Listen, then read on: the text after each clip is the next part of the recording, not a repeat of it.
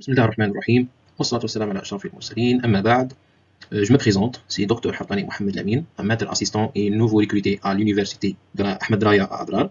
Donc je vous souhaite la bienvenue dans cette nouvelle vidéo de contenu et en plus de ça, voici les coordonnées personnelles de l'enseignant moi-même pour me contacter pendant des périodes spécifiques en suite. Dans la vidéo précédente, on a déjà vu une courte présentation de notre module électronique de puissance avancée qui était destiné aux étudiants en Master 1 spécialité commande électrique, où on a déjà présenté le module avec les objectifs, les prérequis demandés, et puis les modes d'évaluation du cours du TD et du TP. Donc, dans cette seconde vidéo, on va aller un peu plus loin, pour présenter le contenu de notre cours, comme illustré dans le plan suivant. Donc, on va commencer par une exposition des convertisseurs statiques. Spécialement, on va parler des hacheurs qui ont des convertisseurs DC-DC au continu-continu. Après, on va parler des techniques de commande des convertisseurs statiques, où on va parler aussi spécialement des convertisseurs qui s'appellent les onduleurs, qui sont des convertisseurs continus alternatifs. Et finalement, on va aussi parler des nouvelles topologies des convertisseurs statiques, ou ce qu'on appelle les onduleurs multiniveaux. Donc voilà une vision générale de ce qu'on va voir dans cette présentation. Donc, comme illustré dans cette figure, donc les hacheurs opèrent une conversion continue-continue placée entre un générateur et un récepteur à courant continu aussi. D'autre part, ils permettent de régler la tension de récepteur ou le courant qui circule.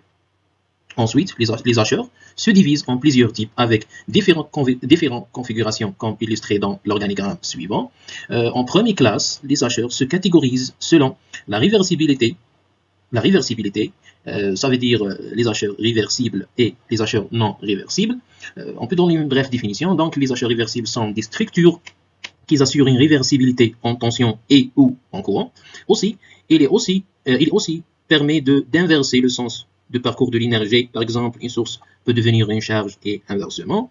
De l'autre part, les hacheurs non réversibles, ce sont des structures qui n'assurent pas cette réversibilité. D'autre part, les catégories de première classe se divisent aussi en d'autres types en deuxième classe comme suit. Donc les hacheurs réversibles, on peut les distinguer en trois types. Premièrement, les hacheurs réversibles en tension, les hacheurs réversibles en courant et les hacheurs réversibles en courant et en tension. Concernant les hacheurs non réversibles, on distingue en deux types aussi, qui ont des hacheurs à liaison directe, qui sont des matrices d'interrupteurs qui relient un générateur et un récepteur, ou une liaison entre deux sources continues de nature différente. Donc dans ce type, on distingue aussi des hacheurs divolteurs aux séries, qui s'appellent en anglais le BEC, et les hacheurs survolteurs au parallèle qui s'appellent les boosts. Donc le deuxième type ou la deuxième catégorie qui sont les hacheurs à liaison indirecte ou à accumulation ne permettent le réglage du transfert d'énergie qu'entre sources de nature différente. Par exemple, l'un de tension et l'autre de courant.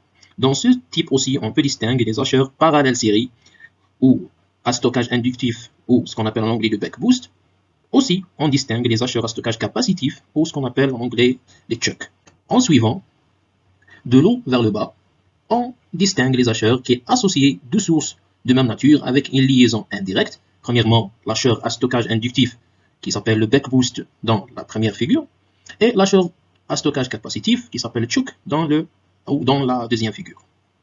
Ensuite, pour associer deux sources de nature différente avec une liaison directe, on a l'hacheur back ou du volteur avec un interrupteur série qui relie une source de tension avec une source de courant qui est ici la bobine, comme vu dans la figure 3.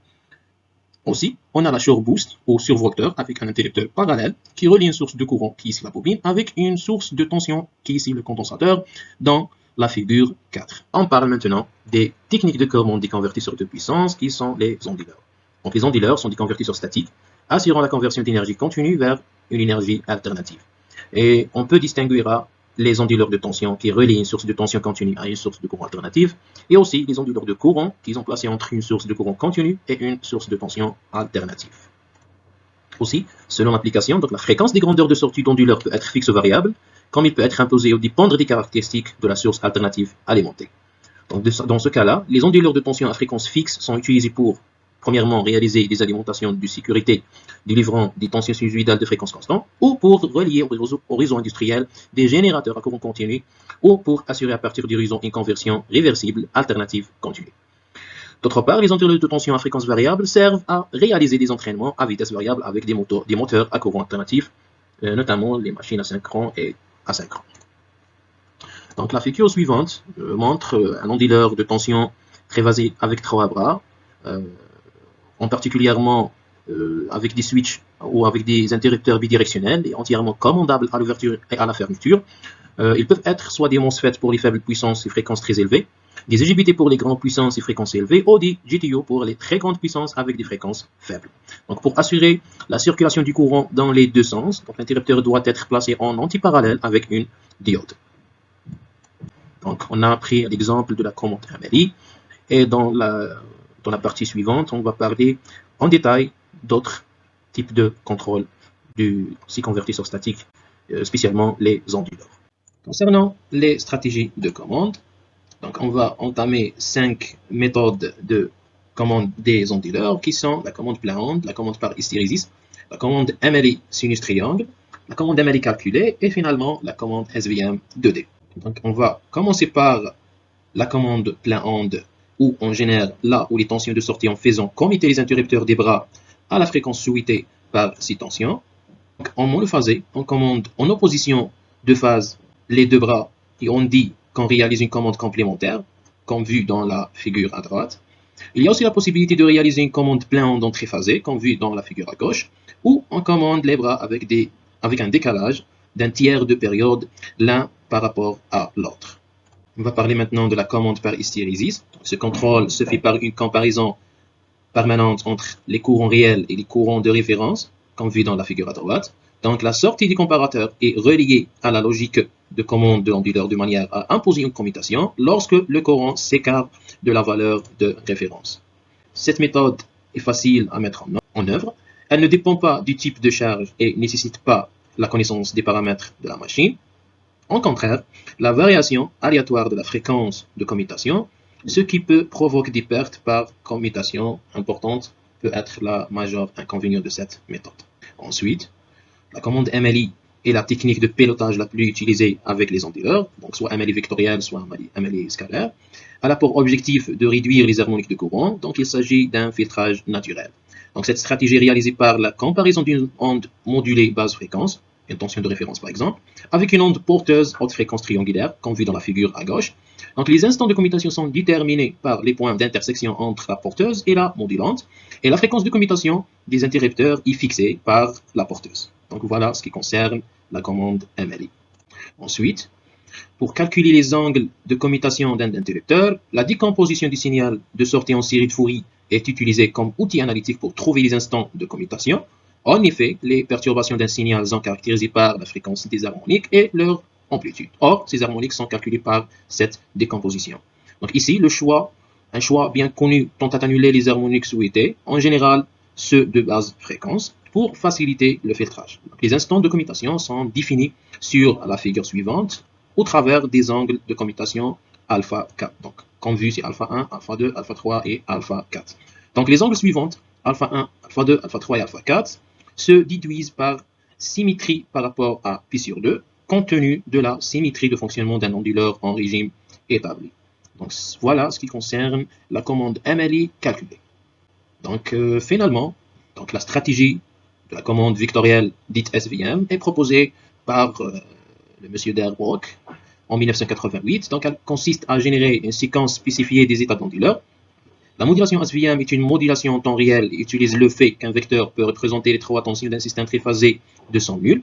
Concernant le principe de cette SVM, elle consiste à construire le vecteur de tension VA à partir de 8 vecteurs de tension. Chacun de ces vecteurs correspond à une combinaison d'états des interrupteurs d'un onduleur de tension triphasé et elle ne s'appuie pas sur des calculs séparés de modulation par chacun des bras de l'onduleur. Cette technique d'Amélie suit les deux principes suivants. Donc VA, c'est un vecteur de référence calculé globalement et approximé sur une période de modulation dite TS. Deuxièmement, tous les interrupteurs d'un demi-pan ont un état identique au centre et aux extrémités de la période.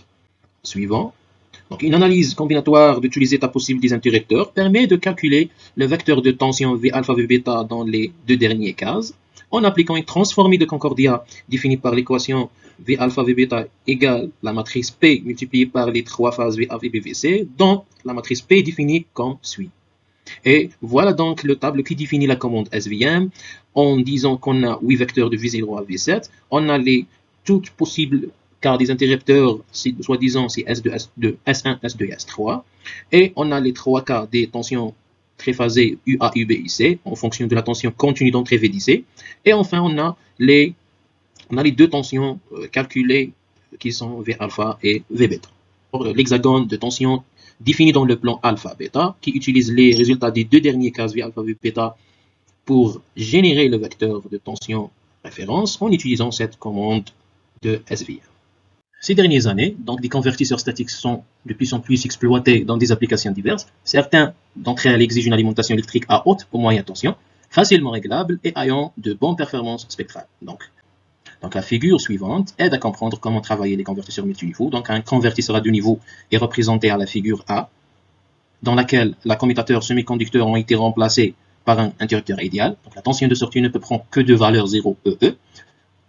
Sur la figure B, la tension de sortie de 3 niveaux peut prendre 3 valeurs, c'est 0, c'est E et 2 fois E, et ainsi de suite pour le schéma C. Donc l'augmentation du nombre de niveaux permet d'améliorer les formes d'ondes en sortie du convertisseur, notamment en termes de contenu harmonique, mais cela nécessite une commande beaucoup plus complexe et un nombre important de semi-conducteurs utilisés. Cela aussi rend le système global plus coûteux et surtout plus complexe. Donc, dans ce cas-là, on définit des topologies des onduleurs multiniveaux. Donc, ce sont la topologie à diode de bouclage, la topologie à condensateur flottant et la topologie en cascade. Commençons par la première topologie. Cette structure d'onduleur multiniveau a été introduite en 1981 par Akagi. L'objectif a été de réduire l'amplitude des harmoniques injectées par l'onduleur dans la charge pour des applications de type alimentation de moteur. Dans la topologie multiniveau proposée par Maynard en 1982, donc la structure de ce convertisseur est similaire à celle de l'onduleur à diode de bouclage, sauf que au lieu d'utiliser des diodes de bouclage, l'onduleur utilise des condensateurs à leur place, d'où l'appellation onduleur à condensateur flottante. Cette structure est proposée pour résoudre d'une part le problème de balancement de tension et d'autre part le nombre excessif des diodes. Ensuite, d'une manière générale, un convertisseur multiniveau implique l'association de semi-conducteurs et de sources de tension capacitives. Donc le fonctionnement de ce type de convertisseur est alors basé sur l'idée de répartir les contraintes de tension qu'ils ont mises en série ou de courant qu'ils ont mis en parallèle sur les interrupteurs de puissance de façon à fournir en sortie des valeurs de tension ou de courant plus élevées. C'est là où réside l'un des majeurs avantages de l'utilisation du convertisseur multiniveau. Ensuite, parlant du principe de fonctionnement, l'onduleur à point milieu de la source de tension en demi-pont est un cas intéressant puisque à partir d'une structure H, on alimente la charge pour une entrée à point milieu, ce qui nous permet de fonctionner en onduleur. Donc on propose un schéma de principe simplifié, comme vous voyez. Donc on remarque qu'un seul condensateur de tension flottant de valeur E sur 2 a été inséré entre les deux cellules de commutation. Ainsi, on assure la répartition de la tension sur chaque interrupteur, aussi bien en régime statique qu'en régime dynamique. Ensuite, un convertisseur multicellulaire possède P cellules à commander pour régler P grandeur d'état qui sont les tensions flottantes et le courant de charge. Donc, selon les degrés de liberté utilisés pour la définition d'une stratégie de commande, trois types de modèles ont été déjà développés en littérature, c'est le modèle instantané, le modèle moyen et le modèle harmonique. Et dernièrement, le convertisseur matriciel. Le convertisseur matriciel, dit matriciel, est un convertisseur à une seule étape qui a un choix de M fois N commutateurs de puissance bidirectionnelle, relie directement M phase de sortie de tension à N phase de charge. Donc le convertisseur matriciel de 3x3 par exemple commutateur est relié par une matrice de 9 commutateurs de puissance, relie chaque d'entrée à chaque phase de sortie.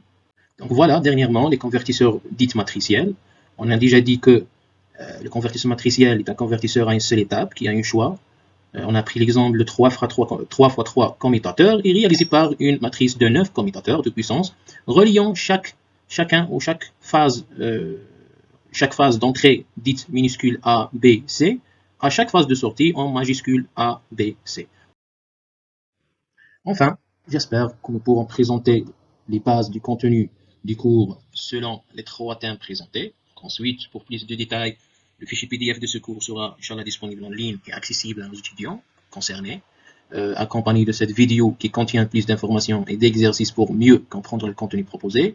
De plus, les étudiants peuvent aussi me contacter s'ils rencontrent des difficultés, soit par email, soit présentiel, pendant les périodes précisées au sein du laboratoire LDDI de l'université Ahmed Taher.